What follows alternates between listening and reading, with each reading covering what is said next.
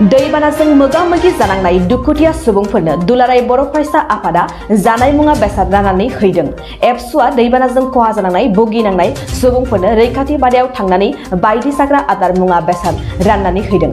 उदालगुरि जिल्लानि सिङाव थानाय मावरियापारानि गलन्दै दैमानि माथावरि बायनायजों दै लोमजानानै गोबां सुबुंफोरानो न' बां खहा जानांनानै दं आरो बेसोरखौ सरखारनिफ्राय रैखाथि बादाफोराव दोनहैनाय जाबाय।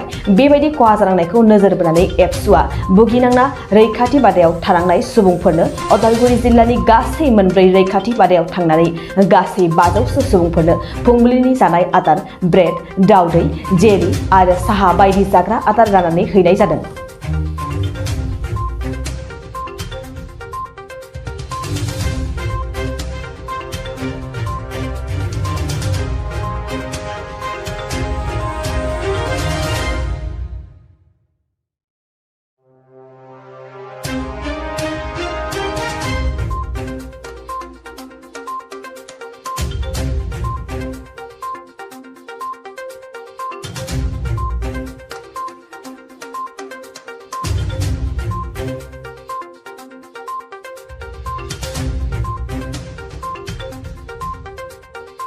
नोंथाङा सरखारि साख्रि नागिरदोंना?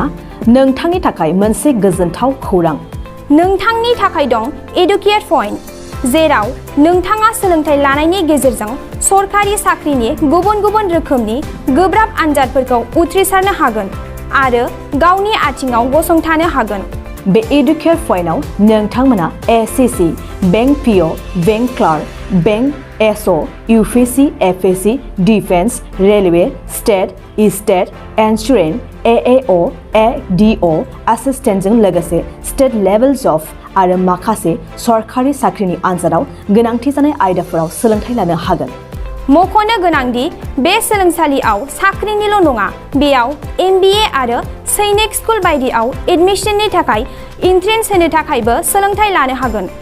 बे सोलोंसालियाव गाहाम थाखो खथानि सुबिदा दं आरो सम मथे नोंथांनि सोलोंथाइखौ बे सोलोंसालियाव होनाय जागोन। बेखौबो मिथिनांगोन दि बे एडुकेट पइन्टआव सोलोंथाइ लानानै बावैसो 2021-22 इं मायथाइनि एसएससि जिडिनि आनजादाव गासै 11 सा सोलोंसाफोरा उथ्रिसारनो हादों। बारा नङा, गासै 15,000 रांजोंनो नोंथाङा बे सोलोंसालियाव 6 दानसिम सोलोंथाइखौ लानो हागोन। बे सोलोंसालिया क'क्राझार, बरपेटा रड, गलपारा आरो बङाइगावआवबो दं। क'क्राझाराव सोलोंथाइ लानो गोसो गुदुं जानाय सुबुंफोरा 70020261333 9101536360 70020261333 9101536360